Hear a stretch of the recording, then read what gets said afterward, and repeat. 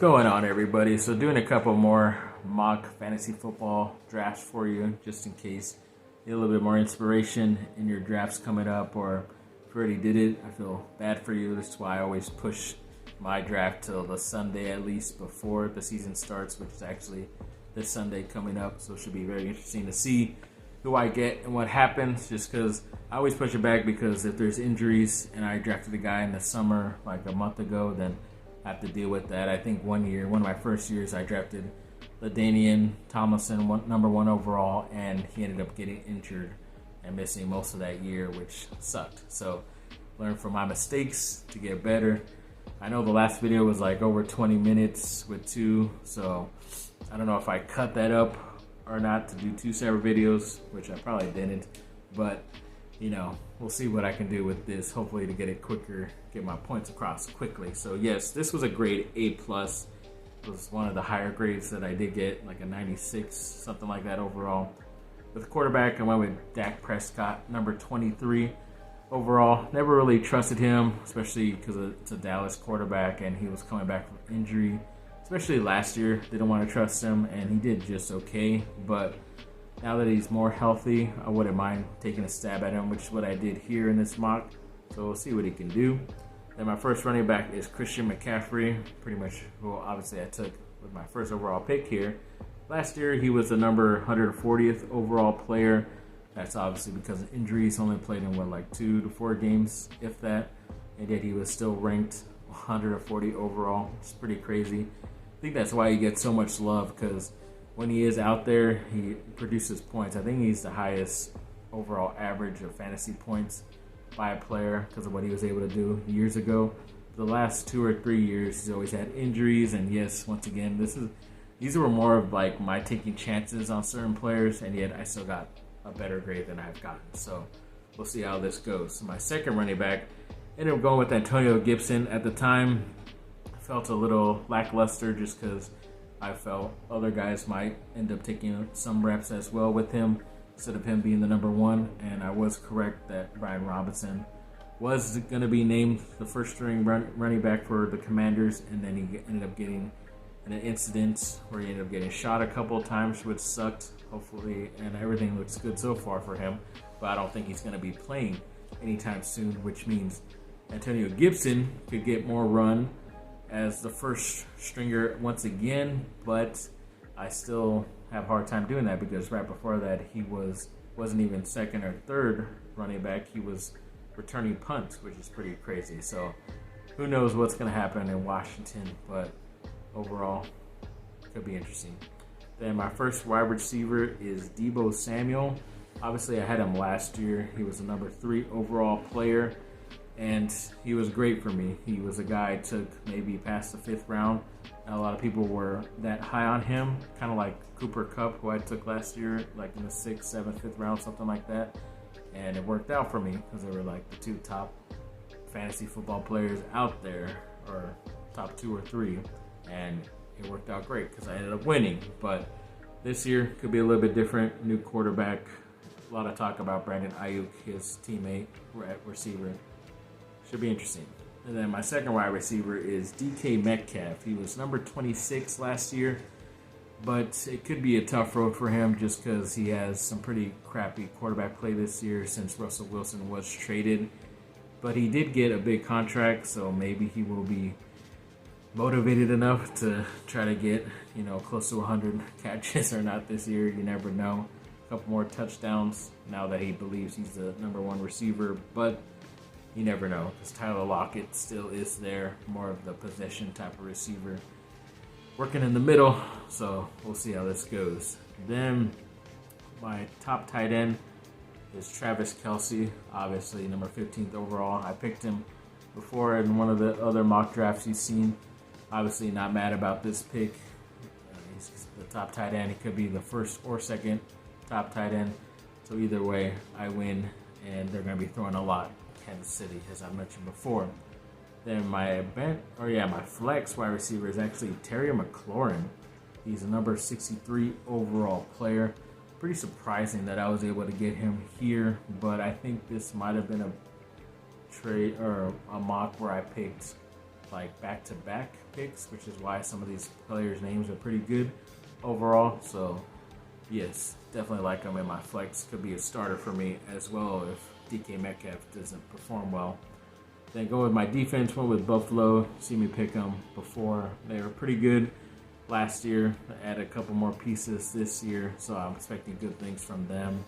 Kicker went with Harrison Butker, who is obviously in one of the top offenses in Kansas City. So you know that he's going to be kicking a lot. Like he's going to have more opportunities to get points as well. So, and they trust him, so he could kick 50-yarders too if they need him to. Then starting with my bench, starting with running back Elijah Mitchell from San Francisco. I thought he would have been going higher, but I think because he has some injury concerns right now, and even last year, in his rookie year, he exploded really well for fantasy, but he did have some injuries also. But I think they like him enough to be able to use him as the starter because they let go of a couple running backs last year anyways. So definitely looking forward to him coming off the bench. Then wide receiver Devontae Smith, number 103 overall last year. You heard me mention him in the last video that yes, he was good at times, but very lackluster at other times as well. But I think he has some good opportunities behind A.J. Brown, who's the number one out there in Philadelphia. Then running back Devin Singletary. Once again, going with him here because I believe he's in for a little bit more of a workload. Definitely is going to get more opportunities, even though they did draft a pretty talented running back from Georgia, but I still believe in him. Run up with James Robinson, once again, the running back, number 97 overall.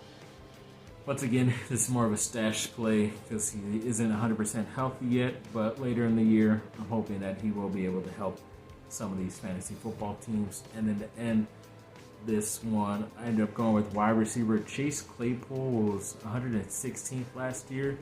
Was obviously looking to be a lot better because he had a couple of games where he went off, a couple of touchdown games here and there, but never really was consistent. Don't know if it was him, his play, or obviously Big Ben declining.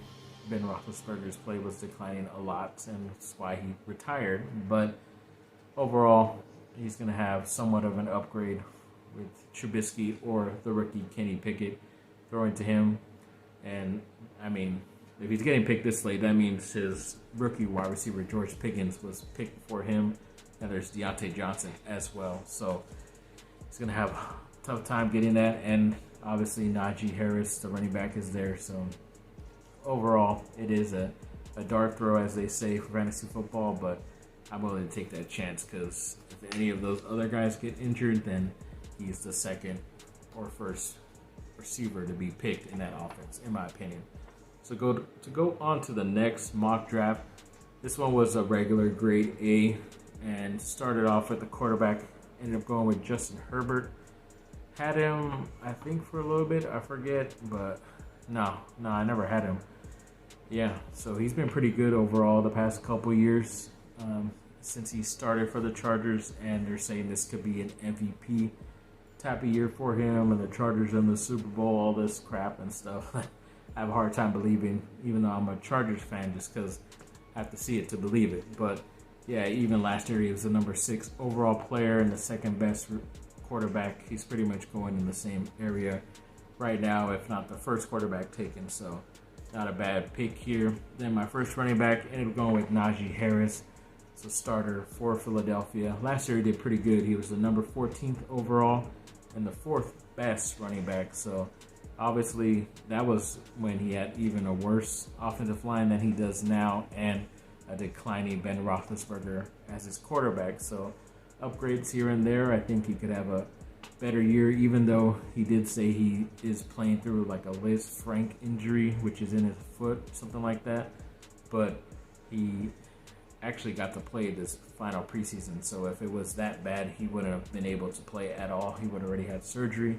So it doesn't look like anything too serious that we have to worry about, because he is a tough dude, but I always worry about stuff like that. So we'll see. And then my second running back is Travis Etienne. Obviously didn't play last year, suffered a major, I think it was the same injury, a Liz Frank injury last year in Jacksonville in the summer workouts, but his was serious enough that he had to miss the whole entire year, which is why I'm kind of a little bit hoping for good news with Najee Harris in this mock draft. But yes, I think the first game I saw him, he was used all over the place, whether at receiver, running back, and was very shifty like he was at Clemson in college. So definitely looking forward to a breakout year for Travis Etienne. And my first wide receiver is Mike Evans from Tampa Bay, who was the 17th best overall player and the 6th best receiver.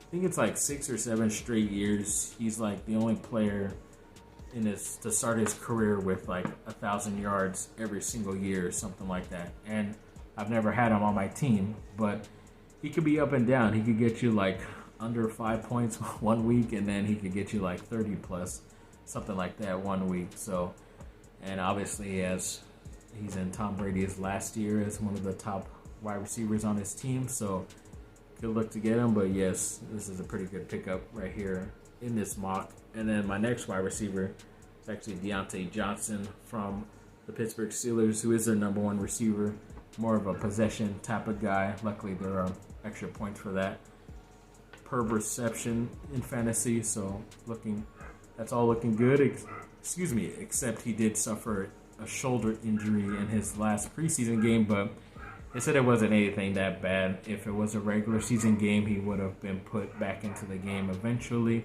So they just kept him out for precautionary reasons. But overall, I like this pick here. And then my tight end is Travis Kelce, who I've been obviously picking a lot in these mock drafts, but he was available, and he's one of the top 2 tight ends out there, as I've been mentioning in these videos. So yes, if Travis Kelce is available, do pick him up, because if you don't, he will get picked next, in my opinion. So someone else is going to benefit from that this year. Then my flex wide receiver is going to be DJ Moore from the Carolina Panthers, who's the 51st best overall player and the 18th best wide receiver. And that's obviously through poor quarterback play. And this year he gets Baker Mayfield as his starter, which could be interesting. Either Mayfield is going to show out really well to prove Cleveland wrong, or he's going to stink up the joint like most Carolina quarterbacks have been doing as of late. So overall, could be a very interesting thing to see, and not bad for my flex player.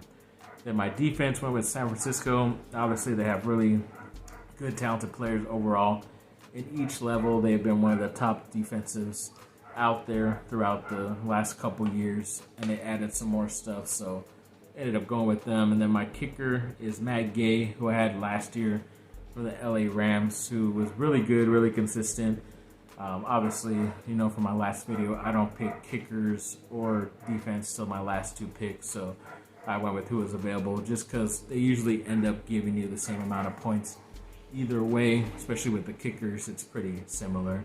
But he's on a really good offense, or on a team with a really good offense, so I always go with the kickers in those situations.